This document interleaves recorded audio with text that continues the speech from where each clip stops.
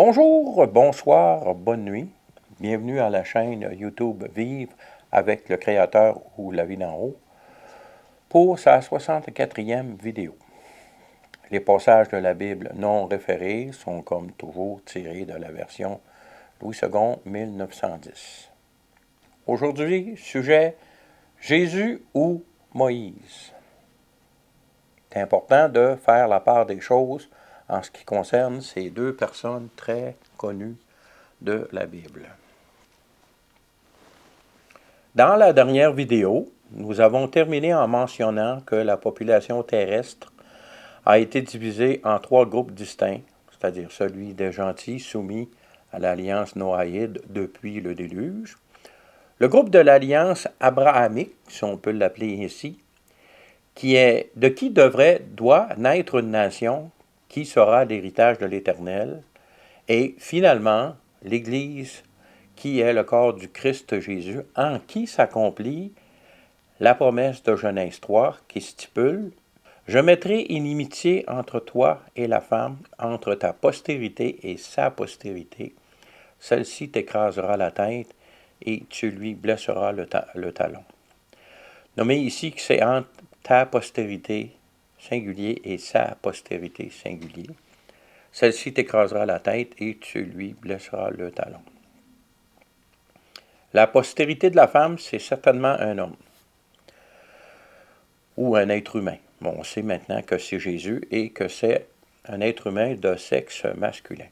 Il faut comprendre ici que l'humanité de Jésus-Christ lui a été transmise par Marie, qui était vierge lorsqu'elle a été mise enceinte par l'Esprit Saint, donc par le Dieu vivant. Et que ce que Marie a transmis à Jésus, c'est la même nature qu'Adam avait lorsqu'il a été chassé du jardin d'Éden, donc la nature humaine déchue. Donc, Marie est donc responsable d'avoir transmis à Jésus la nature humaine déchue. Par contre, la masculinité de Jésus exprime haut et fort que sa masculinité vient du Père éternel, donc du Dieu vivant, ce qui fait de Jésus un homme complet, parce qu'il a reçu son humanité de Marie, cette humanité déchue, prône au péché, malgré que Jésus, lui, n'a commis aucun péché. Mais il a eu les mêmes combats que nous avons avec notre nature humaine en ce moment. Mais gloire à Dieu, il a vaincu. Il est mort, il est ressuscité. Donc nos péchés sont payés par son sacrifice. Et le fait qu'il est Dieu fait que ce salut peut être donné à tout le monde parce que Dieu est infini. Donc le salut, il peut le donner à l'infini, tant que c'est à une personne humaine. Revoyons la dernière ligne du diagramme avec lequel nous avons terminé la vidéo précédente.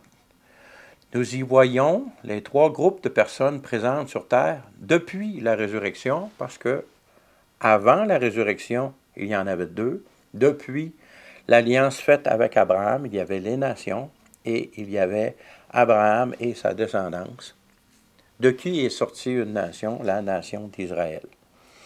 Donc, c'est clairement montré sur le diagramme. C'est dans la situation dans laquelle l'humanité se trouve encore aujourd'hui. Nous verrons donc les lois qui prévalent pour chacun de ces groupes dans cette vidéo. Premièrement, revoyons la loi noaïde après qu'Abraham fut entré en alliance avec le Créateur. Donc, 0. C'est agréable de voir que c'est 0 parce que c'est la base et l'essence même de toutes les lois que l'homme reçoit du Créateur. C'est premièrement croire que le Créateur existe et vouloir marcher avec lui. Si tu n'y arrives pas complètement, au moins vouloir marcher avec lui.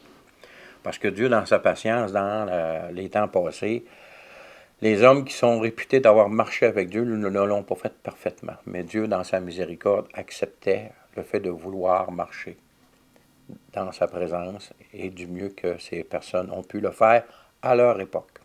Le commandement numéro 1, c'est le devoir de se reproduire et de remplir la terre. Il y a eu aussi l'ajout au régime alimentaire de l'humain lors de l'alliance noaïde, donc avec Noé. Tous les animaux de la terre, du ciel, de la mer, à l'exception du sang que contiennent ces animaux.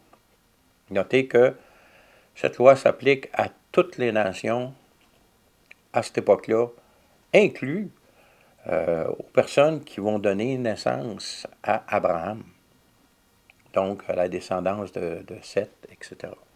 Il y a aussi l'affirmation du caractère sacré de la vie humaine qui doit être respectée, car l'homme est fait, l'humanité est fait à l'image du Créateur.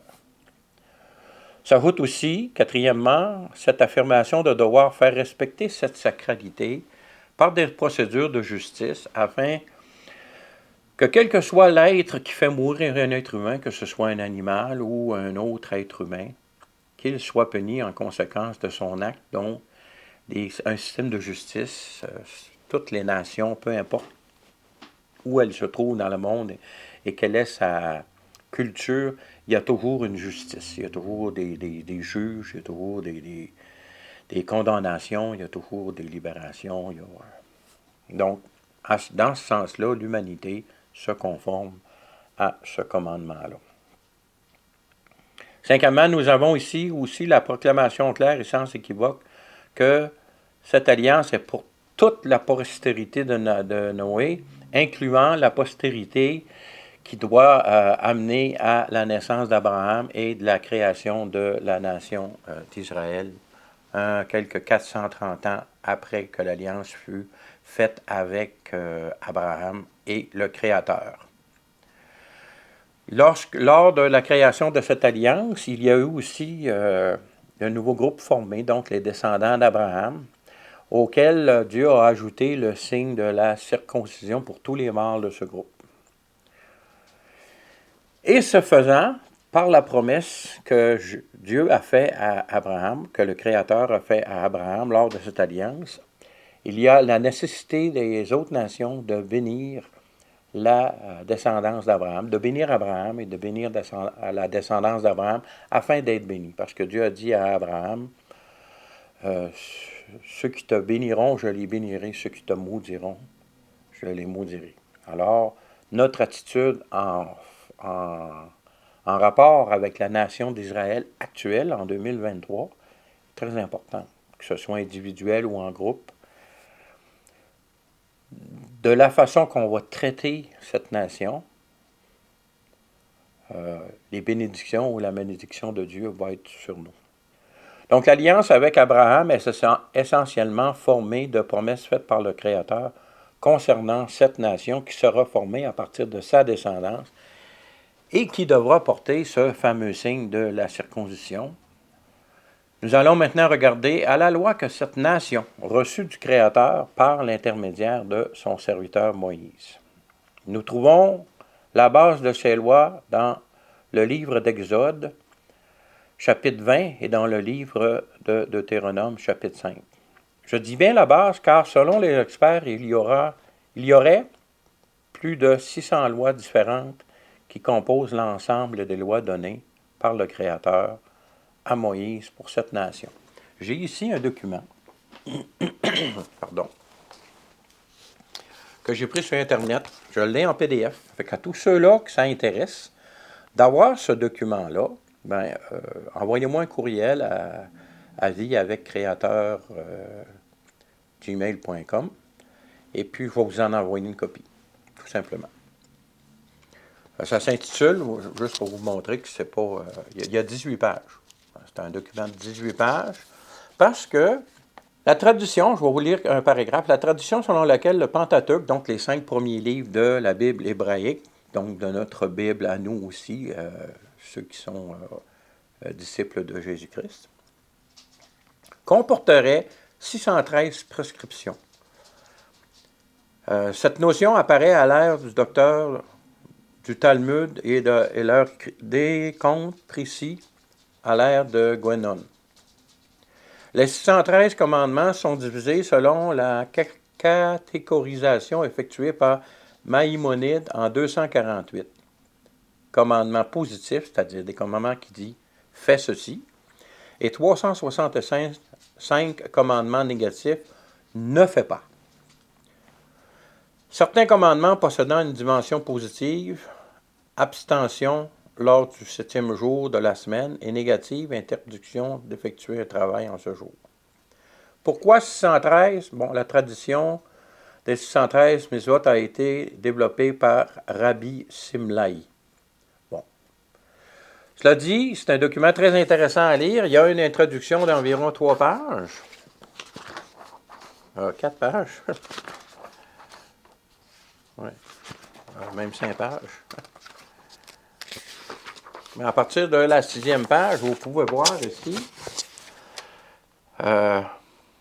qu'il y a la liste des commandements avec leurs références bibliques. Donc, il s'agit ici de 613 commandements dont on peut trouver une référence biblique dans les 5 premiers livres de la Bible hébraïque, donc de notre Ancien Testament pour nous, les enfants de Dieu, nés de nouveau en Jésus-Christ. Fait que souvenez-vous que quand Jésus dit, si vous manquez un seul de ces commandements, vous les manquez tous.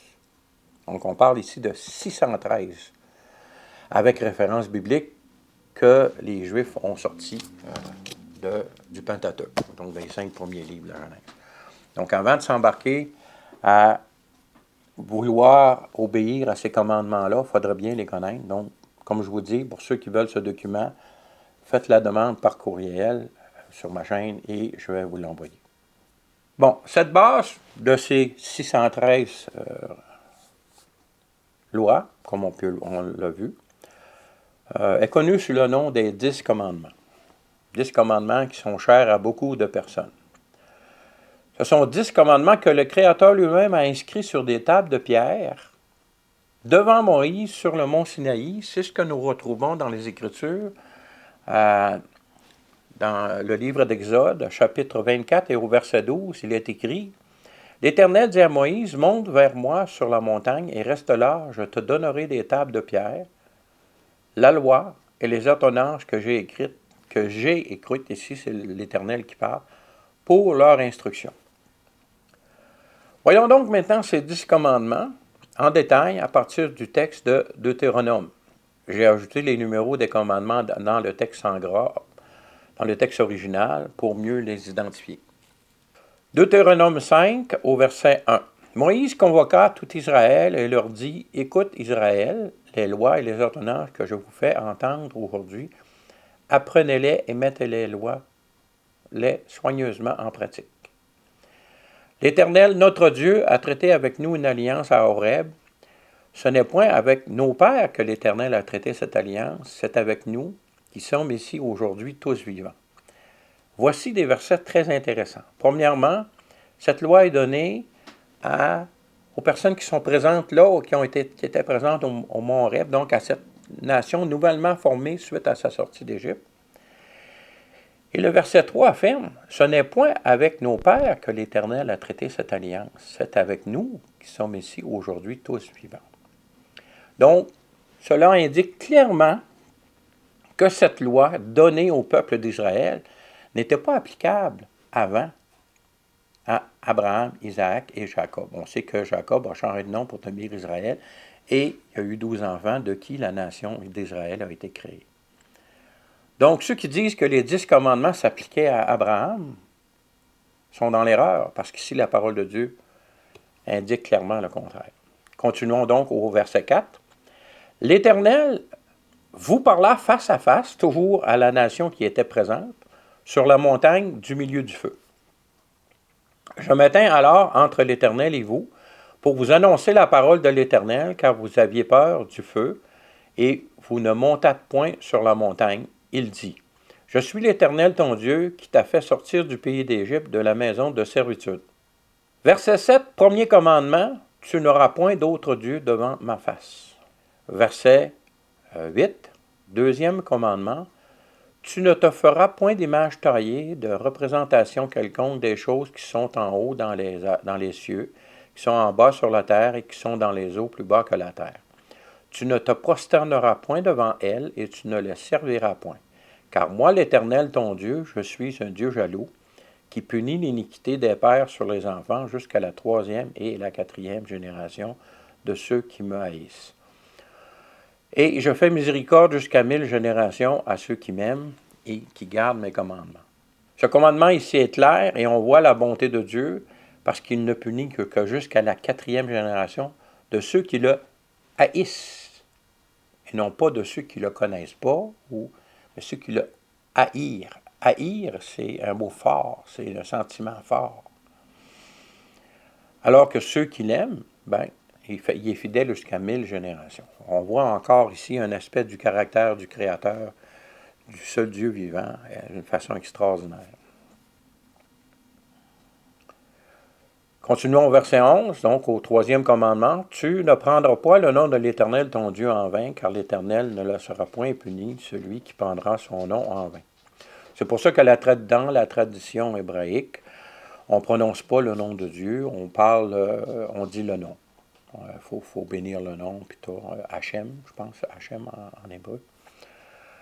Alors, on voit que ces 3 commandements-là sont directement reliés à qui est Dieu et comment on doit le servir, et comment on ne doit pas tomber dans l'idolâtrie.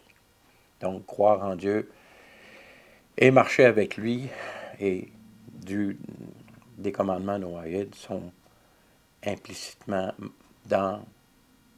ces 3 commandements sont implicitement dans cette réalité de croire en Dieu et de marcher avec lui qu'on a vu dans la loi noaïde. Verset 12, 4e commandement.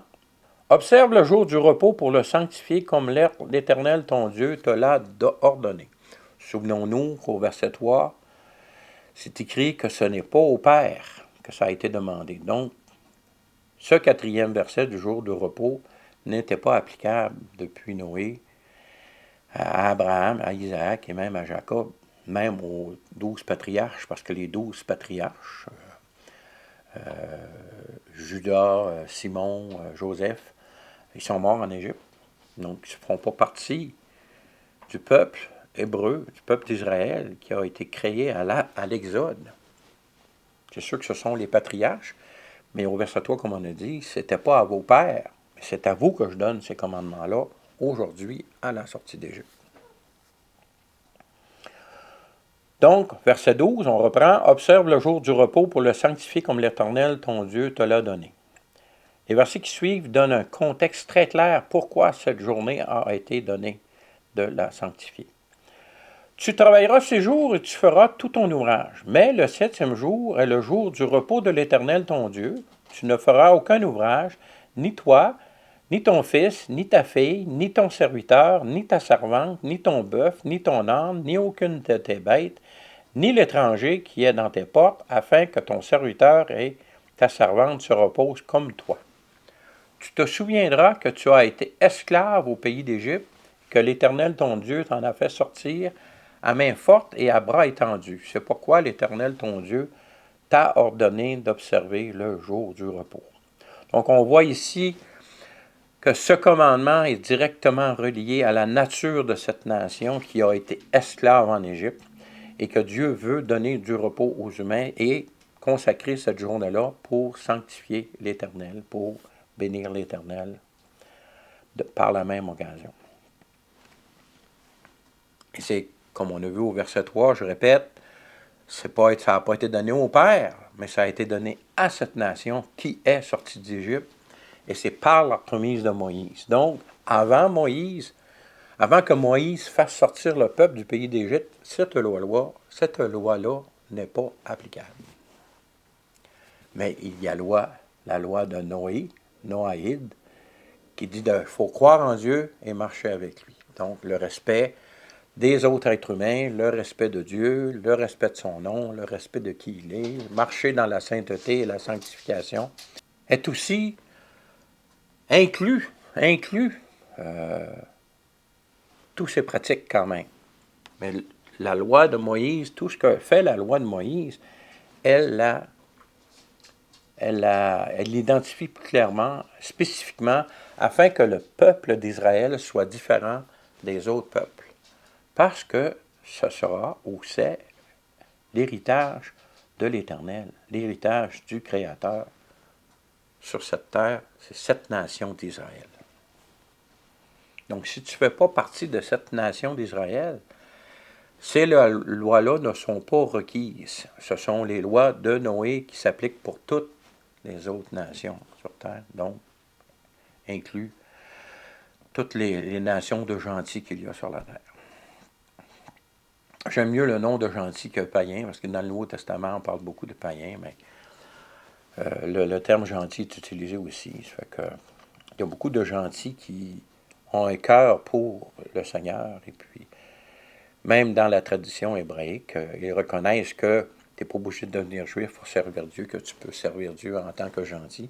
C'est de là que la loi noaïde, les 7 lois noaïdes, que les enseignants juifs ont sorti pour les gentils, qui est un peu différent de ce que je mentionne comme loi noaïde, parce qu'il y a des ajouts qui sont inscrits à partir du Talmud, qui est la tradition orale juive, alors que moi, je m'en suis tenu à ce qu'on retrouve essentiellement seulement dans la parole écrite de Dieu, reconnue autant du canon hébraïque que le canon chrétien.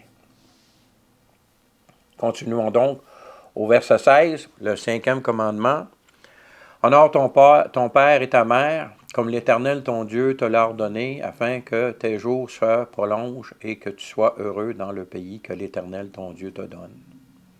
Encore là, c'est un commandement qui est inclus dans croire en Dieu et marcher avec lui, mais ici qui est bien spécifique, qui est détaillé pour le peuple d'Israël, mais que chaque personne qui vient des nations gentilles, s'il applique ce commandement-là, ça va fonctionner aussi, parce que Dieu est fidèle.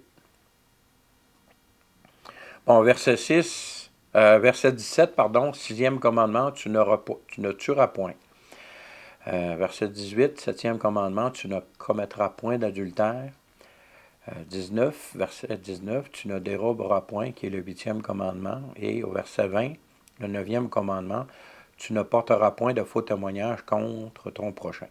Verset 21, 10e commandement, tu ne convoiteras pas point la femme de ton prochain, tu ne désireras point la maison de ton prochain, ni son champ, ni son serviteur, ni sa servante, ni son bœuf, ni son âne, ni aucune chose qui appartienne à ton prochain. Telles sont les paroles que prononça l'Éternel à haute voix sur la montagne, du milieu du feu, des nuées et de l'obscurité, et qu'il adressa à toute votre assemblée. Sans rien ajouter, il les écrivit sur 2 tables de pierre qu'il me donna. Voilà ici encore la confirmation que ces commandements s'appliquent à la nation d'Israël afin de la différencier. On voit que le respect des autres, le respect de Dieu est déjà inscrit dans la loi noaïde, dans le fait de croire en Dieu et de marcher avec lui. Il y a aussi le respect de la vie humaine qui s'aligne avec « tu ne tueras point ». Si tu respectes aussi l'humanité, tu ne mentiras pas, tu ne voleras pas. Comprenez-vous ce que je veux dire? C'est que les 10 commandements sont clairement donnés à la nation d'Israël pour les identifier comme peuple, alors que toutes les choses qui sont morales sont déjà incluses dans la loi noaïde, dans le fait de marcher avec Dieu, parce que Dieu veut qu'on le respecte comme Dieu, on respecte qui il est, comme il est, en respectant son nom, en ne commençant pas à adorer des idoles qui sont de faux dieux, et en sachant qu'il n'y a qu'un seul Dieu. Alors, comme ces lois sont incluses, c'est des lois morales, mais à cela, l'Éternel donna à Moïse les 613 commandements dans lesquels se retrouvent beaucoup de pratiques religieuses, on peut dire, de pratiques... c'est des lois, comment est-ce qu'on dirait bien ça? Le nom ne me vient pas à l'esprit, là. Mais vous savez ce que je veux dire, c'est des cérémoniales. Okay? Ce sont des lois cérémoniales qui s'appliquent au peuple juif, au peuple hébreu, à la nation d'Israël. Tout ça afin d'amener clairement à toute l'humanité. On s'entend que le peuple d'Israël est témoin de qui est l'Éternel, qui est le vrai Dieu, et qui la loi sert à identifier c'est quoi le péché, c'est quoi la transgression contre Dieu. Et cette identification-là, par le peuple, par l'histoire, par la vie du peuple d'Israël, sert à identifier le péché pour toute l'humanité, pour toutes les nations gentilles aussi. Comment qu'on peut savoir qu'est-ce qui est péché et qu'est-ce qui ne l'est pas si on ne connaît pas la loi hébraïque? Alors, je vais reprendre avec mes notes ici, afin de ne pas oublier ce que j'ai mis comme par écrit. Nous avons ici des commandements qui sont spécifiquement donnés à cette nouvelle nation d'Israël, afin de la différencier de toutes les autres nations et qu'elle reste sous la loi de l'alliance avec Noé. Donc, les commandements noaïques sont toujours présents aussi pour cette nation d'Israël. Nous reconnaissons bien sûr dans ces commandements le caractère du Créateur qui est donné à la loi noaïde. Faisons une comparaison maintenant entre ces deux lois. C'est essentiellement ce que j'ai énoncé, mais je vais lire mes notes. Les commandements 1, 2 et 3 pour Israël se retrouvent dans la loi 0 de la loi noaïde, en effet.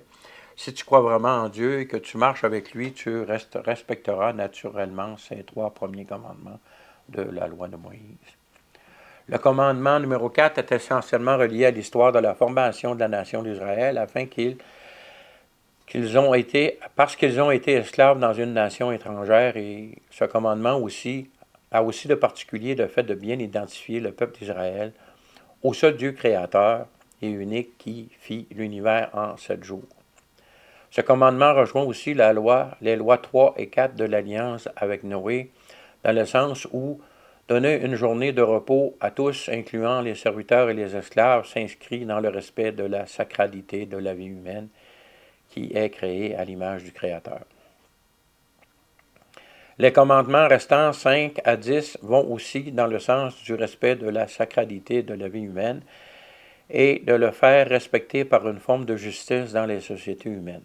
Dans ce groupe, le numéro 5 est particulier parce qu'il inclut aussi le respect du Créateur dans le respect des parents, car ils sont co-créateurs avec lui. Il est important de comprendre que les 10 commandements ne sont que l'introduction des lois données à Moïse pour la nation d'Israël, auxquelles viennent s'ajouter, selon le document que je vous ai montré, les 613 autres lois, sans oublier évidemment celle de la circoncision qui a été donnée lorsque Dieu fit alliance avec Abraham, qui est parti de Abraham pour devenir Abraham. Lorsque Abraham est devenu Abraham, la circoncision a été ajoutée, et c'est pour ses descendants qui vont mener au peuple de Dieu. Notez que la loi noaïde de se reproduire et de remplir toute la terre reste en vigueur pour la nation d'Israël, qui doit aussi faire sa part dans le respect de ce commandement, de cette loi. La nécessité de l'existence d'une nation clairement identifiée au Créateur de toutes choses est évidente afin de préparer la venue de ce Créateur en chair et en os sur cette terre. Comment Jésus aurait-il été capable de s'identifier au Messie si ce Messie n'avait pas été clairement identifié par un peuple sur plusieurs années de son existence pour l'accomplissement des promesses faites à Abraham? Comment les humains pourraient-ils se repentir de leurs péchés si les lois données à cette nation n'avaient pas révélé la nature de ce qu'est le péché? Ce n'est seulement qu'après avoir clairement posé ses bases que le Créateur pouvait venir en chair pour accomplir ses lois et payer pour les péchés de toute l'humanité de tous les temps. Comprenez-vous que la nation d'Israël est essentielle et que dans sa relation avec le Créateur, cette nation qui est, selon les dires du Créateur lui-même, son héritage sur cette terre, Dieu lui a fait des promesses et que ces promesses vont se réaliser parce que le Créateur ne ment pas, l'Éternel ne ment pas, et que plusieurs de ces promesses ne se sont pas réalisées encore, d'où la nécessité de la renaissance de la nation d'Israël en 1948, qui va retourner à l'Éternel durant le grand jour de l'Éternel, le trouble de Jacob.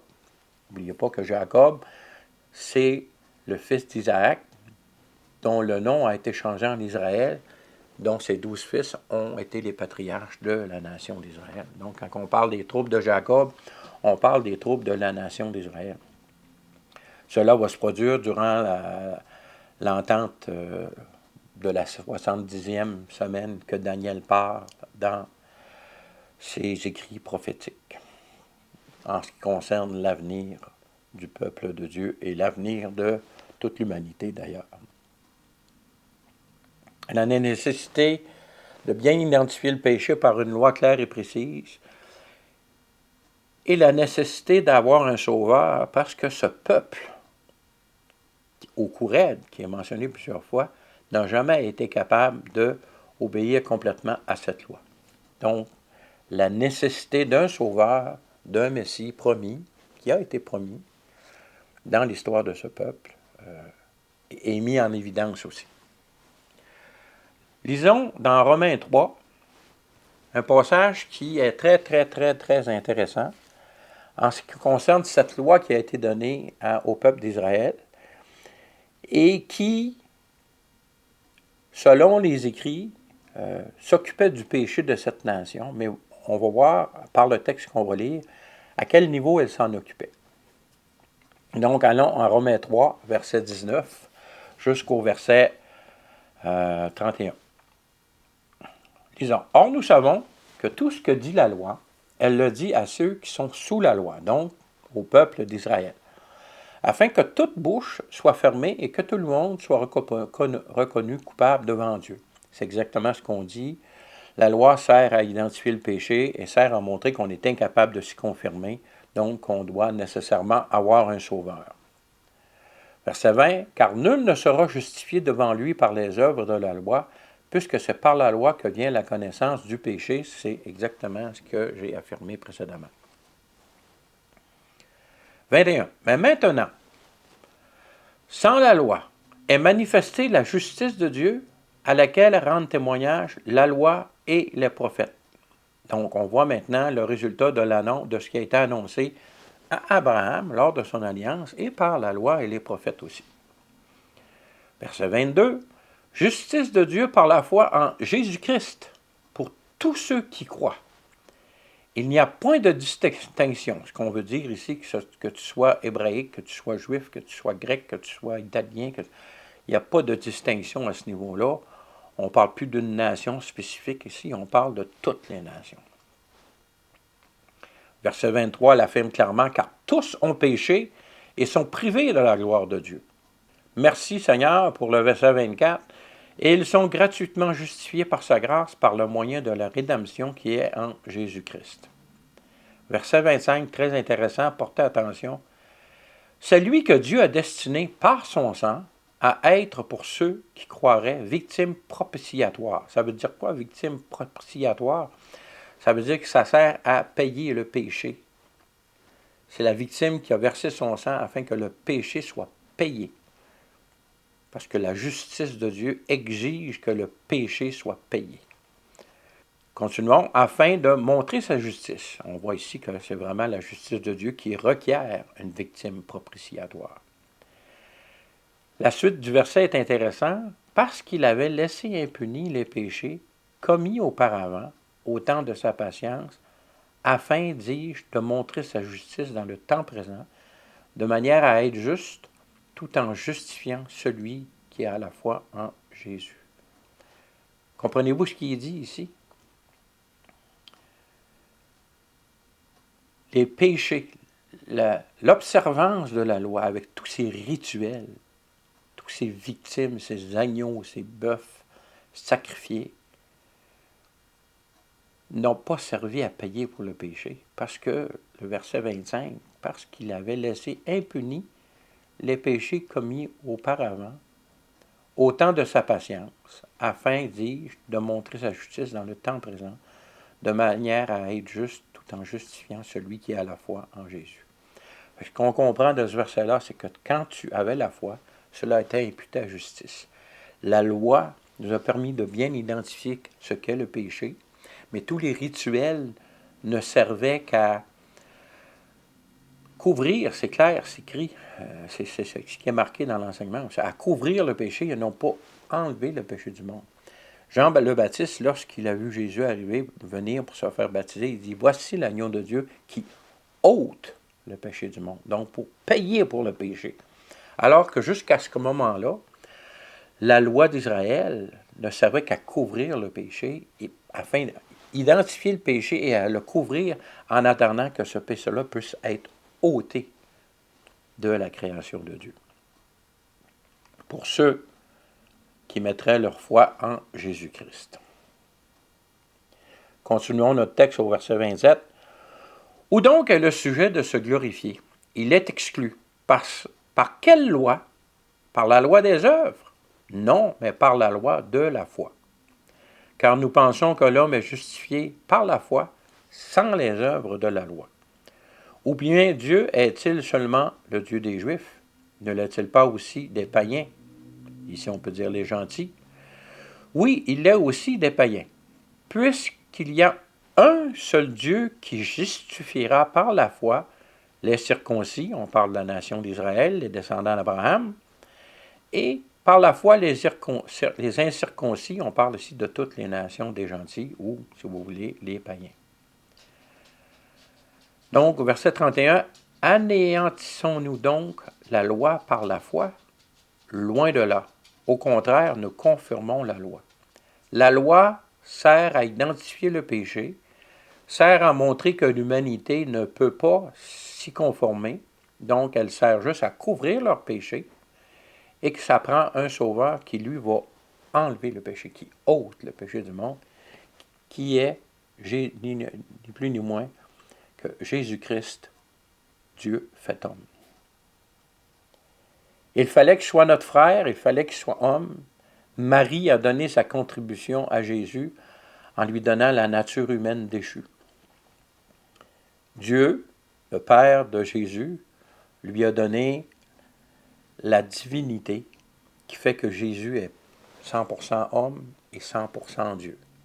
Donc son sacrifice comme homme, son sang versé comme homme, sert à payer les péchés, et le fait qu'il soit Dieu, le paiement de ces péchés-là peuvent s'appliquer à toute l'humanité, parce que Dieu est infini, alors que l'homme était limité. Si Jésus était juste un homme, son sacrifice n'aurait pu payer pour les péchés d'un seul autre homme.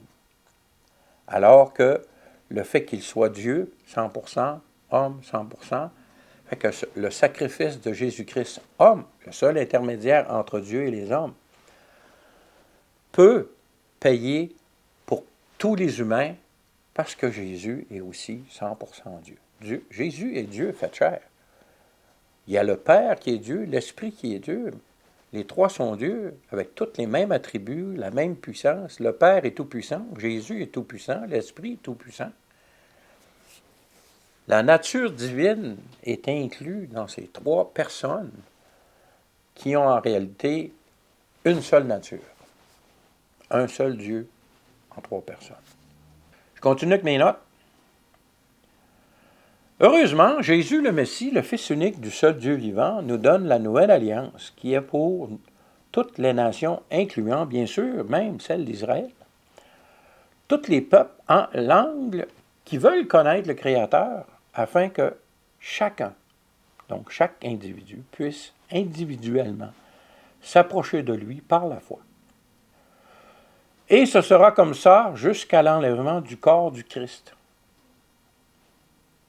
C'est ce que la suite de notre diagramme nous montre.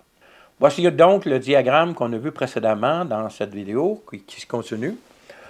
On voit que selon Luc 13, 32, Jésus a répondu aux pharisiens qui disaient « Hérode veut te prendre, sauve-toi ». Jésus répondit « Voici, je chasse les démons et je fais des guérisons aujourd'hui et demain. » Donc, si on prend le parallèle qu'un jour est comme 1000 ans pour Dieu, alors aujourd'hui et demain, c'est 2 jours, on parle de 2000 ans. Mais le 2000 ans de ce que Jésus chasse les démons, qui fait des guérisons, commence avec le ministère de Jésus, donc 3 ans et demi avant sa mort. Donc, pour ces 2000 ans annoncés par ces 2 jours, aujourd'hui et demain, pour entrer, il faut commencer au moment où Jésus commence son ministère. Ensuite, il y a la formation de l'Église, la voie de la Pentecôte, avec la nouvelle naissance des croyants, qui dure presque depuis 2000 ans maintenant. Si, quand on lit les histoires de l'Apocalypse, l'histoire à venir, parce que c'est de l'histoire à venir qui est marquée dans l'Apocalypse, qui est écrit dans l'Apocalypse, on voit que pour une période de 3 ans et demi, il va y avoir les 144 000 de la nation juive qui vont recevoir l'onction de Jésus-Christ, le sceau de Jésus-Christ, de l'Esprit Saint,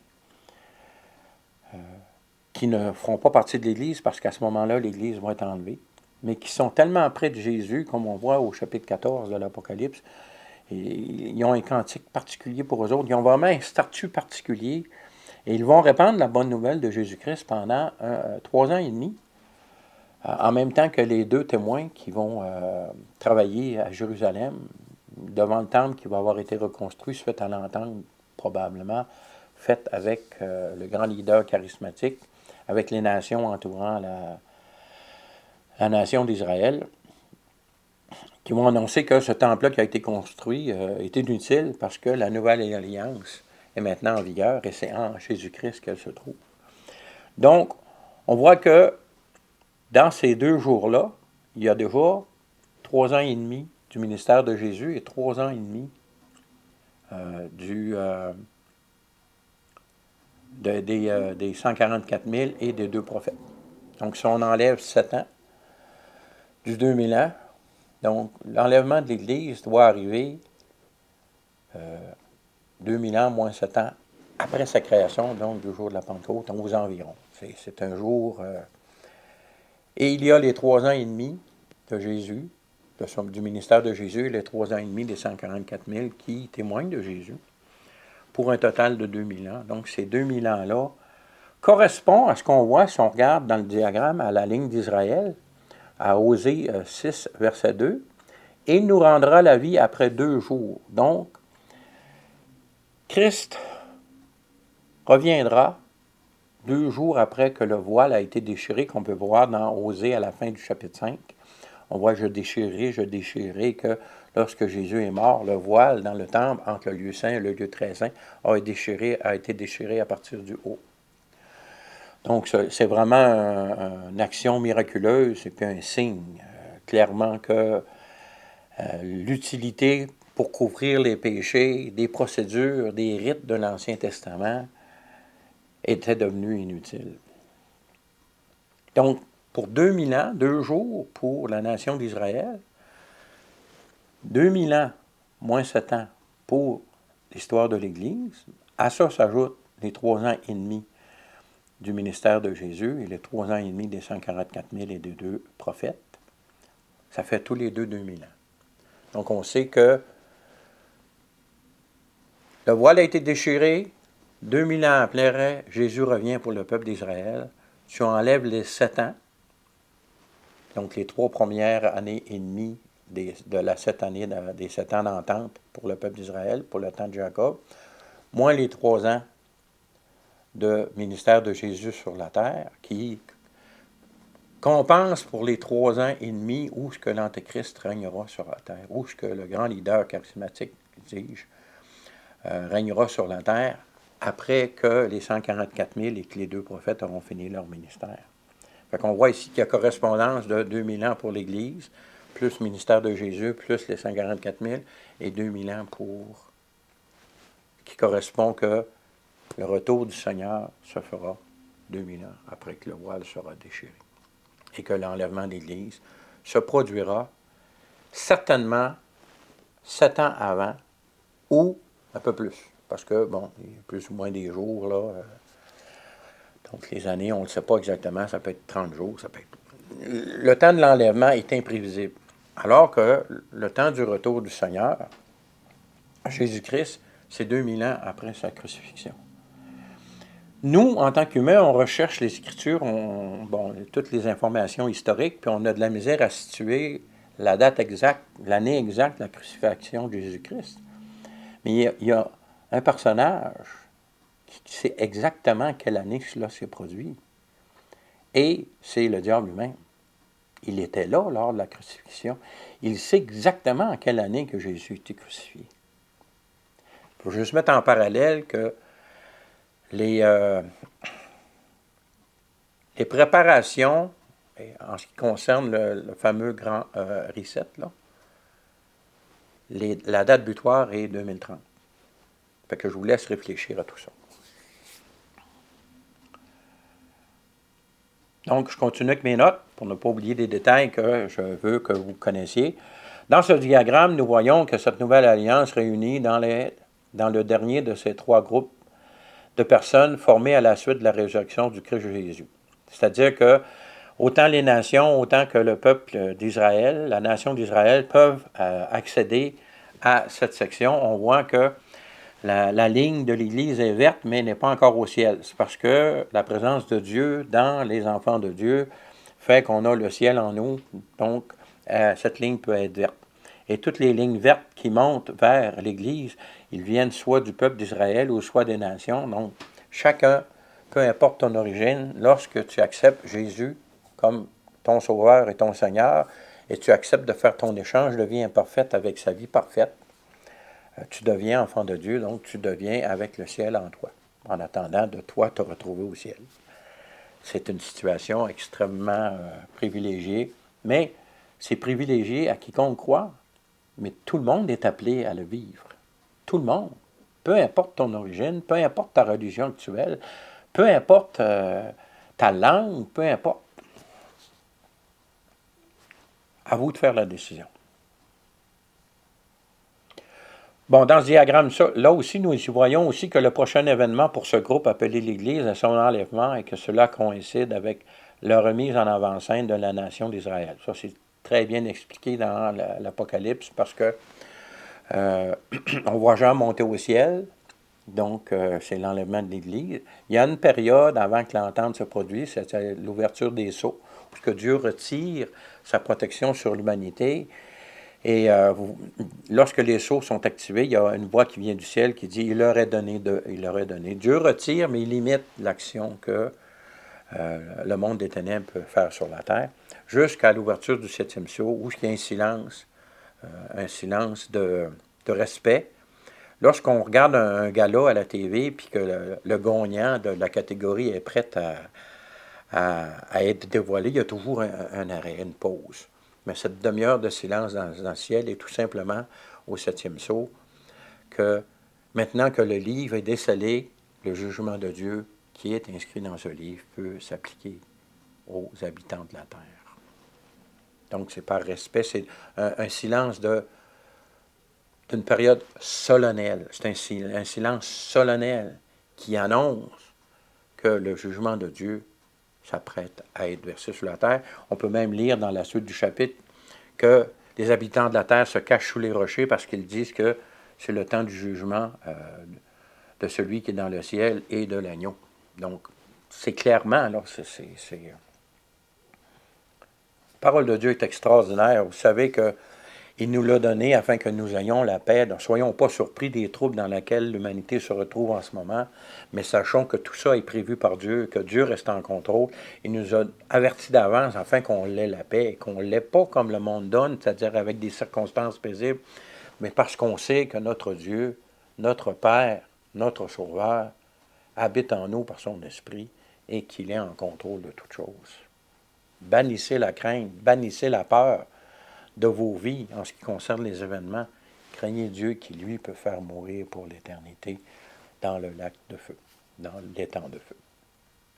Allons voir maintenant Matthieu 22, parce que nous allons regarder à la simplicité de cette nouvelle alliance en Jésus-Christ, le Fils du seul Dieu vivant.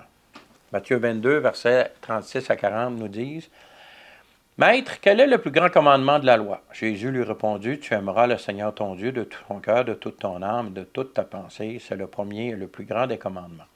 Et voici le second, qui lui est semblable. Tu aimeras ton prochain comme toi-même. De ces deux commandements dépendent toute la loi et les prophètes. » Si on regarde aux 10 commandements qu'on a vus auparavant, si tu aimes Dieu de tout ton cœur, de toutes tes forces, de toutes tes pensées, ben tu vas respecter son nom, tu ne te feras pas d'idole, tu n'adoreras pas personne d'autre que lui, parce que lui seul est Dieu. Tu vas respecter, et si tu as tes parents, si tu aimes ton prochain comme toi-même, tu ne le voleras pas, tu ne convoiteras pas ses affaires, tu vas respecter tes parents, tu vas... Fait qu'on voit que tous les 10 commandements sont inscrits dans cette parole de Jésus. Il y a aussi Jean 6, versets 28 et 29, qui nous dit quelle œuvre nous devons faire afin de plaire à Dieu. Donc, verset 28, il lui dit, que devons-nous faire pour faire les œuvres de Dieu? Jésus leur répondit, l'œuvre de Dieu, c'est que vous croyez en celui qui l'a envoyé, et ce celui est ni nul autre que Jésus le Christ, son Fils, qui a donné sa vie afin que quiconque croit en lui ne périsse point, mais qu'il ait la vie éternelle. Notez que ceux qui ne croient pas au Fils sont déjà condamnés par leur péché. Pas par Dieu. Dieu a dit, le salaire du péché, c'est la mort. Quand tu fais des péchés, ce n'est pas Dieu qui te punit. Tu fais juste récolter le salaire de tes actions. Comme quand tu travailles, lorsque tu reçois ton salaire, tu reçois un salaire suite aux actions que tu as faites pour ton employeur. Mais si tu vis dans le péché, le salaire du péché, c'est la mort. Donc, maladie, infirmité, méchanceté, tout ça, c'est le salaire que le péché amène dans ta vie. Tu veux continuer à faire ta volonté, tu veux continuer à pécher, tu vas avoir ton salaire. Dieu est bon. Il avertit. Il dit, le salaire du péché, c'est la mort. Tu pêches, tu as ton salaire. Ce n'est pas Dieu qui punit. C'est toi qui te punis en n'écoutant pas la parole de Dieu. Continuons à Matthieu 7, versets 12, 13 et 14. Tout ce que vous voulez que les hommes fassent pour vous, faites-le d'eux-mêmes pour eux, car c'est la loi et les prophètes. Entrez par la porte étroite, car large est la porte, spacieux est le chemin qui mène à la perdition. Il y en a beaucoup qui entrent par là, mais étroite est la porte, resserrez le chemin qui mène à la vie. Il y en a peu qui le trouvent. Donc, tout ce que vous voulez que les autres fassent pour vous, faites-le aux autres. C'est pas très, très répandu en ce moment. C'est je me moi, fais-moi, puis si tu ne me sers plus, je te jette comme un vieux Kleenex. Et verset 13-14, la porte étroite et le chemin spacieux, la porte étroite, c'est Jésus-Christ, et le chemin spacieux, c'est toutes les autres voies que tu peux retrouver. Moi, je crois en la science, je crois à l'évolution, je crois. Tu ne crois pas à ce que la parole de Dieu dit, tu ne crois pas en Jésus-Christ. Crois ce que tu veux, mais le salaire du péché, c'est la mort. Ne pas croire en Dieu est un péché. Parce que son existence est tellement évidente par la beauté de l'univers dans lequel nous sommes. Donc, je continue avec mes notes pour être sûr de ne pas oublier de ce que je voulais vous partager lorsque je les ai écrits. En ce qui concerne les 10 commandements, Jésus les a tous améliorés de telle façon que c'est encore plus difficile de les pratiquer et que seule la nouvelle naissance acquise par le sacrifice de Jésus sur la croix et obtenue par la foi en Jésus peut nous permettre de les accomplir dans nos vies. On parle ici de la sanctification. Voici 2 exemples qui le démontrent dans les passages suivants. Matthieu 5, versets 20 à 22. « Car je vous le dis, si votre justice ne surpasse pas celle des scribes et des pharisiens, vous n'entrerez point dans le royaume des cieux. Vous avez entendu qu'il a été dit aux anciens, tu ne tueras point. Celui qui tuera mérite d'être puni par les juges, la loi noaïde, ici le respect de la vie humaine, et les applications de cours de justice. Verset 22, « Mais moi je vous dis que quiconque se met en colère contre son frère mérite d'être puni par les juges. Que celui qui dira à son frère raka, c'est une expression qui voulait dire, je me souviens plus exactement, là, mais c'est stupide, ou niaiseux, ou épais, ou sans génie, ou whatever. C'est dans ce style-là. Là. On doit avouer que ça nous est tous arrivé. Mérite d'être puni par le Sanhédrin. Il faut comprendre que le Sanhédrin, c'est l'unité religieuse équivalente de la Cour suprême aux États-Unis ou au Canada.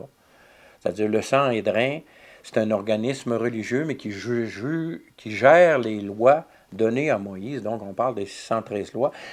Et en plus, ils ont ajouté plein de lois dans le Talmud là, à l'infini, où Jésus a dit à un moment donné, vous créez des lois qui vous annonce le contraire de ce que la parole de Dieu. Il dit, en tout cas, t'élimines la loi de Dieu au profit de ta propre loi. Ça, c'est une autre histoire. Donc, puni par le Sanhédrin. Et que celui qui les dira insensé mérite d'être puni par le feu de la géhenne. Le feu de la géhenne, ici, c'est la géhenne, c'était par rapport là, à une vallée où ce que les déchets étaient brûlés. Donc, il y avait un feu constant là, qui se faisait là à l'époque. J'ai vu une vidéo à un moment donné sur Internet où c'était un jeune, je pensais intelligent, un jeune athée, qui est allé visiter la vallée où ce dépotoir-là était à l'origine lorsque Jésus était là, la vallée du Guillon, je pense. Et puis c'est maintenant un beau jardin fleuri avec des arbres. Puis il était dans le jardin et il disait, Il dit, c'est ça le GN? Il dit, ben, emmenez-en n'importe quand. Il faut comprendre qu'à l'époque de Jésus, cette vallée-là était un dépotoir où il y avait un feu constant. Aujourd'hui, c'est un parc parce qu'on gère les déchets autrement à cause de la technologie. Puis bon, la quantité de personnes qui vivent aussi est beaucoup plus importante. Mais comprenez-vous comment c'est insensé que cette personne-là qui a créé ce vidéo-là, comment c'est une démarche insensée devant l'Éternel. Voyons aussi, continuons dans Marc 2, versets 23 à 28. Et il arriva un jour de sabbat que Jésus traversa les champs de blé. Ses disciples, chemin faisant, se mirent à arracher des épis. Les pharisiens lui dirent, « Pourquoi font-ils ce qui n'est pas permis pendant le sabbat? » Jésus leur répondit, « Voyez-vous ici, c'est un exemple. Dieu a établi le sabbat pour que les gens se reposent. Puis les pharisiens ont rajouté tellement de lois qu'ils n'ont même pas le droit de prendre des grains de blé puis de les manger pendant le sabbat parce que c'est considéré comme un travail. Voyez-vous,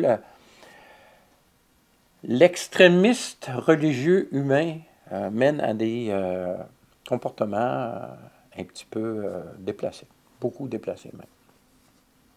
Je n'ose pas utiliser le mot insensé suite à ce qu'on vient de lire avant. Parole de Dieu a son effet. Donc, les pharisiens dirent, « Voici pourquoi font-ils ce qui n'est pas permis pendant le sabbat. » Jésus leur répondit, « N'avez-vous jamais lu dans ce que fit David lorsqu'il fut dans la nécessité et qu'il eut faim, lui et ceux qui étaient avec lui? Comment il entra dans la maison de Dieu du temps de souverain sacrificateur Abiatar et mangea les pains de proposition qui n'étaient accessibles que par les prêtres, selon la loi de Moïse, qu'il est permis qu'aux sacrificateurs de manger, donc, et il en donna même à ceux qui étaient avec lui. Puis il leur dit, le sabbat a été fait pour l'homme et non pour l'homme pour le sabbat. Fait qu'on voit ici que le sabbat n'a pas été fait pour interdire mais des choses, plein de choses. Le sabbat a été fait pour que l'homme puisse se reposer. On vit dans une société où on est béni parce que on a ce qu'on appelle les fins de semaine, ce que le jet set appelle le week-end, c'est-à-dire les samedis et les dimanches, en journée de congé. Personnellement, je crois qu'on a les samedis à cause de la tradition juive du sabbat, puis qu'on a les dimanches à cause de la tradition chrétienne de célébrer Jésus, qui est né, pas qui est né, mais qui est ressuscité, souvenons-nous, le premier jour de la semaine. Puis c'est cette résurrection-là qu'on vient de célébrer d'ailleurs, c'est cette résurrection-là qui prouve que nos péchés sont payés, parce que si Jésus n'était pas ressuscité le premier jour de la semaine, ça aurait montré que son sacrifice n'aurait pas été suffisant. Donc, tous ceux qui adhèrent à la foi en Jésus-Christ célèbrent le premier jour de la semaine est juste naturel. Et tant mieux si on a la journée de repos du samedi. Merci Seigneur, parce qu'à la place d'avoir une journée de repos, on a 2 jours de repos. La vie en abondance en Jésus-Christ. Merci Seigneur. Finalement, il y a l'incontournable preuve de la mise en pratique de l'amour envers Dieu et envers les autres. La foi est démontrée par les œuvres. Les œuvres ne nous sauvent pas. C'est le sacrifice de Jésus-Christ qui paye pour nos péchés. Ça a été confirmé par sa résurrection. Mais lorsque tu as vraiment échangé ta vie avec Jésus-Christ, ça a des effets dans ta façon de te comporter dans ce monde. Puis une qui est essentielle, qui est une preuve de base que tu as vraiment fait cet échange, c'est ce que nous allons lire dans Matthieu 6, verset 14-15, qui dit « Si vous pardonnez aux hommes leur offense, votre Père céleste vous pardonnera aussi. Mais si vous ne pardonnez pas aux hommes, votre Père ne vous pardonnera pas non plus vos offenses. » Une preuve incontestable. C'est tellement peu naturel et chacun des enfants de Dieu qui vivent la nouvelle naissance ont une bataille à gagner à ce niveau-là. Si vous pardonnez les fautes que les autres font envers vous, bien, Dieu vous pardonne, puis ça vous libère, vous. Même si les autres ne se repentent pas, même si les autres ne vous demande pas pardon. Ce qui est important, c'est que vous pardonnez. En plus, on a l'Esprit de Dieu, cette nouvelle naissance, qui nous permet d'atteindre ce but, mais ça prend un effort de volonté pour vouloir le faire. À ceux qui retiennent les fautes des autres, qui sont malheureux dans leur vie, et qui n'arrachent à différents niveaux, moi je vous dis, pardonnez, pardonnez. Pardonnez, ça va vous libérer. Vous allez avoir une vie plus facile en Jésus-Christ, plus facile dans ce monde aussi, malgré les difficultés qu'on rencontre à chaque jour. Soyons clairs à ce niveau-là. Donc, pour terminer, alors, à la lumière de ce que nous venons de voir, d'après vous, qui devons-nous suivre en 2023? Jésus ou Moïse? Je vous laisse vous-même répondre à ces questions. Pour terminer, voici enfin la réponse à la question « Pourquoi appeler Testament l'Ancienne et la Nouvelle Alliance ?» Selon moi, cette appellation affirme l'impossibilité que ces deux alliances ne puissent changer. Tout simplement car les personnes impliquées lors de leur établissement sont mortes. Abraham est mort depuis longtemps et Jésus aussi est mort. Heureusement pour nous, ces testaments sont éternels et Jésus est ressuscité. Ressuscité et il ressuscitera aussi Abraham pour l'éternité, ainsi que tous ceux qui auront mis leur foi en lui. C'est l'Ancienne Alliance, parce que l'Ancienne Alliance passait par le peuple d'Israël, et la Nouvelle Alliance s'applique pour tout le monde. Mais cette Nouvelle Alliance est le couronnement de l'Ancienne Alliance.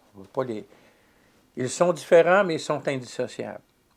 Christ, le Messie, est venu et a payé pour les péchés de toute l'humanité. Ce sont des testaments, parce que Jésus est mort, Abraham est mort, souvenons-nous que Moïse, tout cela sont morts, mais tout ce qui est arrivé au peuple juif, au peuple, à la nation d'Israël, tout cela est arrivé dans le cadre de l'alliance faite avec Abraham. Même la venue du Messie, son sacrifice sur la croix, tout ça a été fait dans le cadre de l'Ancienne Alliance. Mais cette nouvelle alliance, maintenant, c'est celle de l'Église, celle de Jésus le Christ, qui ôte les péchés du monde, alors que l'Ancienne Alliance ne faisait que les couvrir. Par contre, toutes les promesses dans l'Ancienne Alliance faites au peuple, à la nation d'Israël, ne se sont pas encore produites complètement. Voilà pourquoi les 7 années du grand dérangement, les 7 années de la grande détresse devront arriver afin que le peuple d'Israël au complet, ceux qui vont rester, se tournent vers le Seigneur Jésus-Christ et qu'ils vont régner sous la direction du Seigneur Jésus-Christ et de son épouse, qui est l'Église, pendant 1000 ans, où ce que toutes ces promesses-là faites dans l'Ancienne Alliance se produiront pendant ce règne de 1000 ans. Ensuite viendra la fin, le jugement dernier, ces choses-là, pour l'éternité, où ce que la promesse au peuple d'Israël va continuer, les promesses en Jésus-Christ vont continuer pour l'éternité. Sur ce, je vous dis, soyez bénis, à la prochaine, si Dieu le veut.